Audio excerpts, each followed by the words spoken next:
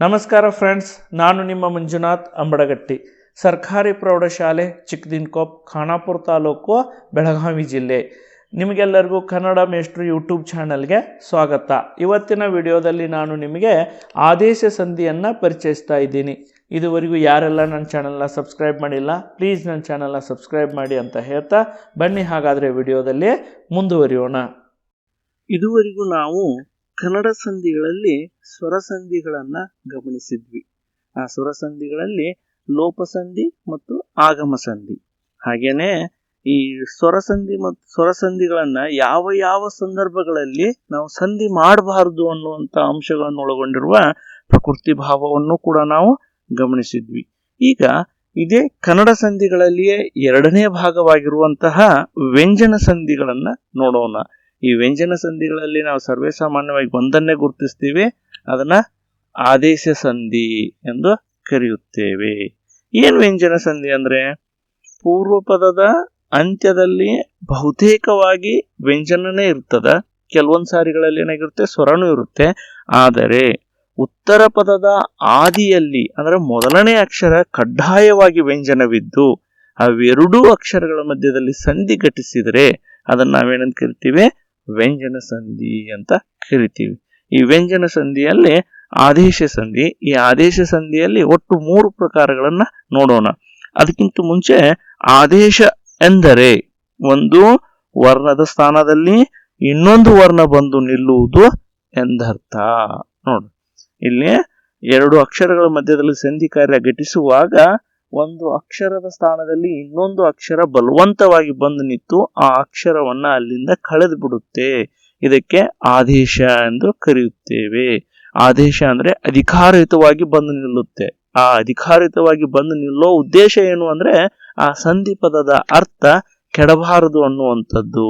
ಇದೇ ಸೇಮ್ ಪ್ರಕ್ರಿಯೆ ಸ್ವರಲೋಪ ಸಂಧಿಯಲ್ಲೂ ಕೂಡ ನಡೆಯುತ್ತೆ. ಆದ್ರೆ ಅಲ್ಲಿ ನಾವಾಗಿಯೇ ಒಂದು ಅಕ್ಷರವನ್ನ ಕಳಿತೀವಿ. ಯಾಕೆ ಅಂದ್ರೆ ಒಂದು ವ್ಯಂಜನಕ್ಕೆ ಅಥವಾ ಹಲವು ವ್ಯಂಜನಕ್ಕೆ ಒಂದೇ ಸ್ವರವನ್ನ ಸೇರಿಸಬಹುದು. ವ್ಯಂಜನ ಎಷ್ಟು ಬೇಕಾದ್ರೂ ಇರ್ಬೋದು, ಆದ್ರೆ ಅದಕ್ಕೆ ಸ್ವರ ಮಾತ್ರ ಒಂದೇ ಸೇರ್ಬೇಕು. ಆದ್ರೆ ಅಲ್ಲಿ 2 ಸ್ವರಗಳು ಇರೋದ್ರಿಂದ ಅದು ವ್ಯಾಕರಣ ನಿಯಮಕ್ಕೆ ವಿರೋಧ ಅಂತ ಹೇಳಿ ನಾವೇ ಒಂದು ಸ್ವರವನ್ನು ಕಳಿತೀವಿ. ಹೀಗಾಗಿ ಅದು ಲೋಪ ಅಂದ್ರೆ ಕಳೆಯೋದು, ನಾವೇ ತೆಗೆದು ಹಾಕೋದು. ಇಲ್ಲಿ ಆದೇಶ ಅರ್ಥದ ದೃಷ್ಟಿಯಿಂದ ಅಧಿಕಾರಿತವಾಗಿ ಇದು ಬಂದು ನಿಲ್ಲುತ್ತೆ. ಹೀಗಾಗಿ ನಾವು ಇದನ್ನ ಆದೇಶ ಸಂಧಿ ಅಂತ ಕರಿತೀವಿ. ಇಲ್ಲಿ ಆದೇಶ ಸಂಧಿಯಲ್ಲಿ ಮೊದಲನೇ ಪ್ರಕಾರ ಅಂದ್ರೆ ಗದಭಾದೇಶ ಸಂಧಿ. ಏನ್ ಗದಭಾದೇಶ ಸಂಧಿ ಅಂದ್ರೆ, ಉತ್ತರ ಪದದ ಆದಿಯಲ್ಲಿರುವ ಖ ತ ಪ ಕಾರಗಳ ಸ್ಥಾನದಲ್ಲಿ ಘ ದ ಭ ಕಾರಗಳು ಆದೇಶವಾದರೆ ಅದನ್ನು ಆದೇಶ ಸಂಧಿ ಅಥವಾ ಗದಭಾದೇಶ ಸಂಧಿ ಎಂದು ಕರೆಯುವರು. ನೋಡೋಣ, ಇದುವರೆಗೂ ನಾವು ಗಮನಿಸಿದ್ದು ಪೂರ್ವ ಪದದ ಅಂತ್ಯಸ್ವರ ಮತ್ತು ಉತ್ತರ ಪದದ ಮೊದಲನೆಯ ಸ್ವರ. ಆದ್ರೆ ಇಲ್ಲಿ ನಾವು ಸಂಪೂರ್ಣವಾಗಿ ಗಮನಿಸಬೇಕಾಗಿರುವ ಸ್ಥಳ ಯಾವುದು ಅಂದ್ರೆ, ಉತ್ತರ ಪದದ ಮೊದಲನೇ ಅಕ್ಷರ ಅಲ್ಲಿ ವ್ಯಂಜನ ಅಕ್ಷರ ಇರುತ್ತೆ, ಅದನ್ನು ಗಮನಿಸಬೇಕು ಅಂತ ಹೇಳ್ತಾರೆ. ಉತ್ತರ ಪದದ ಮೊದಲನೇ ಅಕ್ಷರದಲ್ಲಿ ಕ ತ ಪ ಅಕ್ಷರಗಳಿದ್ರೆ ಅವುಗಳಿಗೆ ಅನುಕ್ರಮವಾಗಿ ಕ ಗ ಬರುತ್ತೆ, ತ ದ ಬರುತ್ತೆ, ಪ ಭ ಬರುತ್ತೆ.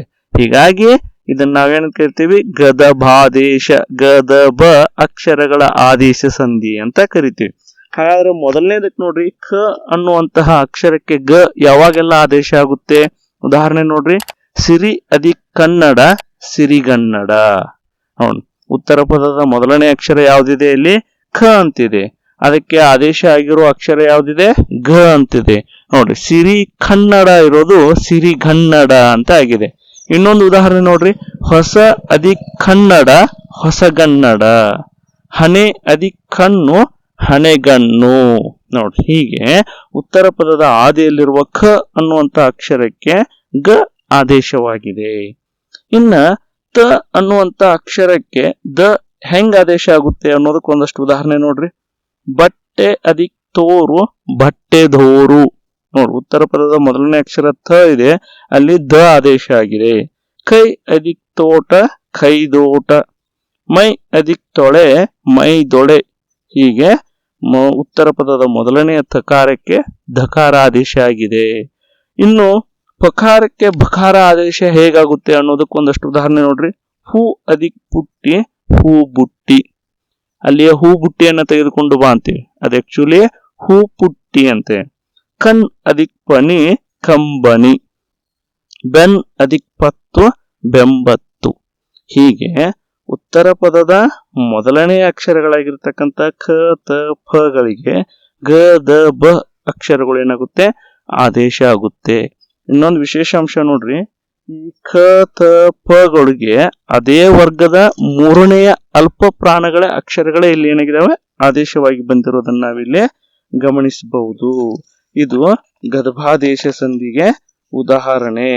ಹಾಗೇನೆ ಈ ಆದೇಶ ಸಂಧಿಯಲ್ಲಿ ನಾವು ಇನ್ನೊಂದು ಪ್ರಕಾರ ಅಂದ್ರೆ ಎರಡನೇ ಪ್ರಕಾರ ಅಂದ್ರೆ ವಕಾರಾದೇಶ ಸಂಧಿ ಅಂತ ಕಾಸ್ ನಾವಿಲ್ಲಿ ವಕಾರಾದೇಶ ಸಂಧಿಯನ್ನ ನೋಡಬಹುದು. ಇದಕ್ಕೆ ವ್ಯಾಖ್ಯಾನ ಅಂದ್ರೆ ಉತ್ತರ ಪದದ ಆದಿಯಲ್ಲಿರುವ, ಈ ಆದೇಶ ಸಂಧಿಯಲ್ಲಿ ನಾವು ಕಂಪಲ್ಸರಿ ಗಮನಿಸಬೇಕಾಗಿದ್ದು ಉತ್ತರ ಪದದ ಮೊದಲನೇ ಅಕ್ಷರವನ್ನೇ.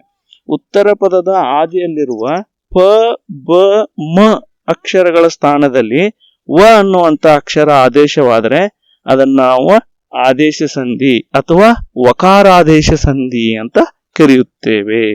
ಉದಾಹರಣೆ ನೋಡ್ರಿ, ಪ ಅನ್ನುವಂತ ಅಕ್ಷರಕ್ಕೆ ವ ಆದೇಶ ಆಗಿರೋ ಉದಾಹರಣೆಗಳು ನೋಡ್ರಿ. ಕೆನೆ ಅದಿಕ್ ಪಾಲು ಕೆನೆವಾಲು. ನೋಡಿ, ಇಲ್ಲಿ ಉತ್ತರ ಪದದ ಮೊದಲನೇ ಅಕ್ಷರ ಪ ಇದೆ, ಅದಕ್ಕೆ ವ ಅನ್ನುವಂತ ಅಕ್ಷರ ಆದೇಶವಾಗಿದೆ. ನೊರೆ ಅದಿಕ್ ಪಾಲು ನೊರೆವಾಲು, ನೀರ್ ಅದಿಕ್ ಪಕ್ಕಿ ನೀರ್ವಕ್ಕಿ, ಬೆಮರ್ ಅದಿಕ್ ಪನಿ ಬೆಮರ್ವನಿ. ಹೀಗೆ ನಾವು ಉದಾಹರಣೆಗಳನ್ನು ಗಮನಿಸಿದಾಗ ಈ ಸಂಧಿ ಪರಿಕಲ್ಪನೆ ನಮಗೆ ಅರ್ಥವಾಗುತ್ತಾ ಹೋಗುತ್ತೆ. ಇನ್ನ ಉತ್ತರ ಪದದ ಮೊದಲನೇ ಅಕ್ಷರ ಬ ಇದ್ದಾಗ ವ ಹೇಗೆ ಆದೇಶ ಆಗುತ್ತೆ ಅನ್ನೋದಕ್ಕೆ ಒಂದಷ್ಟು ಉದಾಹರಣೆಗಳನ್ನು ನೋಡೋಣ. ಕಡು ಅದಿಕ್ ಬೆಳ್ಪು ಕಡುವೆಳ್ಪು, ನೆರೆ ಅದಿಕ್ ಬೀದಿ ನೆರೆವೀದಿ. ನೋಡಿ, ಎಳ ಅದಿಕ್ ಬಳ್ಳಿ ಎಳವಳ್ಳಿ, ಬೆರ್ ಅದಿಕ್ ಬೆರೆಸಿ ಬೇವರ್ಸಿ, ಬೇರೆಯ ಅದಿಕ್ ವರ್ಸಿ. ಅದು ಅಂದ್ರೆ ಬೇರೆ ಅದಿಕ್ ಬೆರೆಸಿ ಅಂದ್ರೆ ಬೇರೆ ಗುಂಪಿಗೆ ಸೇರಿಸುವವನು. ಬೇವರ್ಸಿ ಅಂದ್ರೆ ಯಾರು ಇಲ್ಲದೆ ಇರೋವನು ಅಂತ ಬೇಯುವಾಗ ಕೂಡ ಈ ಪದವನ್ನ ಬಳಸ್ತೀವಿ. ಹೀಗೆ ಉತ್ತರ ಪದದಲ್ಲಿ ಮೊದಲನೇ ಅಕ್ಷರ ಬ ಇದ್ದಾಗ ವ ಆದೇಶ ಆಗುತ್ತೆ. ಇನ್ನ ಮ ಅಕ್ಷರ ಇದ್ದಾಗ ವ ಆದೇಶ ಹೇಗಾಗುತ್ತೆ ಅದಕ್ಕೂ ಒಂದಷ್ಟು ಉದಾಹರಣೆಗಳನ್ನು ನೋಡ್ರಿ. ನಾಲ್ಕು ಅದಿಕ್ ಮಡಿ ನಾಲ್ವಡಿ, ನೆಲೆ ಅದಿಕ್ ಮನೆ ನೆಲೆವನೆ, ಮೇಲ್ ಅದಿಕ್ ಮಾತು ಮೇಲ್ವಾತು. ಈ ಆದೇಶ ಸಂಧಿಯ ವಿಶೇಷ ಅಂಶನೂ ಇದೆ.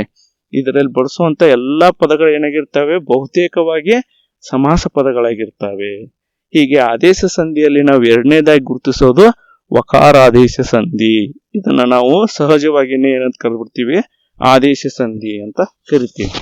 ಇನ್ನ ಈ ಆದೇಶ ಸಂಧಿಯ ಮೂರನೆಯ ಒಳ ಪ್ರಕಾರ ಯಾವುದು ಅಂದ್ರೆ ಚ ಛ ಜ ಕಾರಾದೇಶ ಸಂಧಿ. ಅಂದ್ರೆ ಇದೇ ಅಕ್ಷರಗಳ ಆದೇಶ ಆಗೋದ್ರಿಂದ ಇದನ್ನ ಇದೇ ಸಂಧಿ ಅಂತ ಕರಿತೀವಿ. ಅದರ ವ್ಯಾಖ್ಯಾನ ನೋಡ್ರಿ, ಉತ್ತರ ಪದದ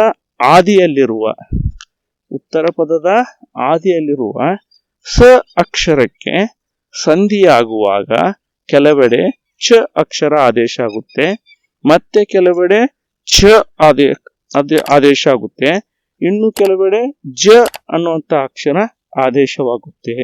ಹೀಗಾಗಿ ಈ ಸಂಧಿಗೆ ಹೆಸರೇ ಏನಂತ ಇಟ್ಬಿಟ್ಟಿದ್ದಾರೆ, ಚ ಛ ಜ ಕಾರಾದೇಶ ಸಂಧಿ. ಇದನ್ನು ಕೂಡ ಕನ್ನಡ ಸಂಧಿಯಲ್ಲಿ ಆದೇಶ ಸಂಧಿ ಅಂದ್ರೆ ವ್ಯಂಜನ ಸಂಧಿಯ ಆದೇಶ ಸಂಧಿ ಅಂತಾನೆ ಕರೆಯುತ್ತೇವೆ.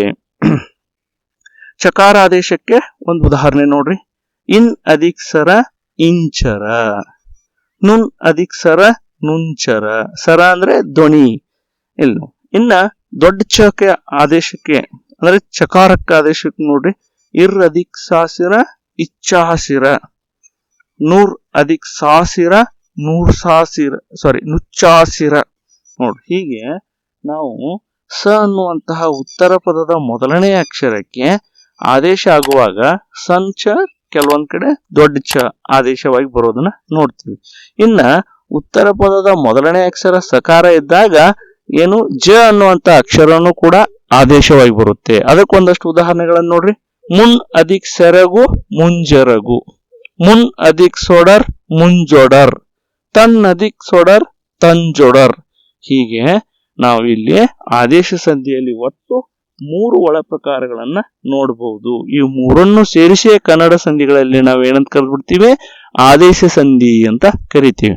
ಅದೇ ಮೊದಲನೇದು ಗದ್ಭಾದೇಶ ಸಂಧಿ, ಎರಡನೇದು ವಕಾರಾದೇಶ ಸಂಧಿ, ಮೂರನೇದು ಚ ಜ ಕಾರಾದೇಶ ಸಂಧಿ. ಈ ಆದೇಶ ಸಂಧಿಯಲ್ಲಿ ಬಹುತೇಕ ಸಂಧಿ ಪದಗಳೆಲ್ಲವೂ ಕೂಡ ಸಮಾಸ ಪದಗಳಾಗಿರುವುದನ್ನು ಕೂಡ ನಾವು ಏನ್ ಮಾಡಬಹುದು, ಗಮನಿಸಬಹುದು.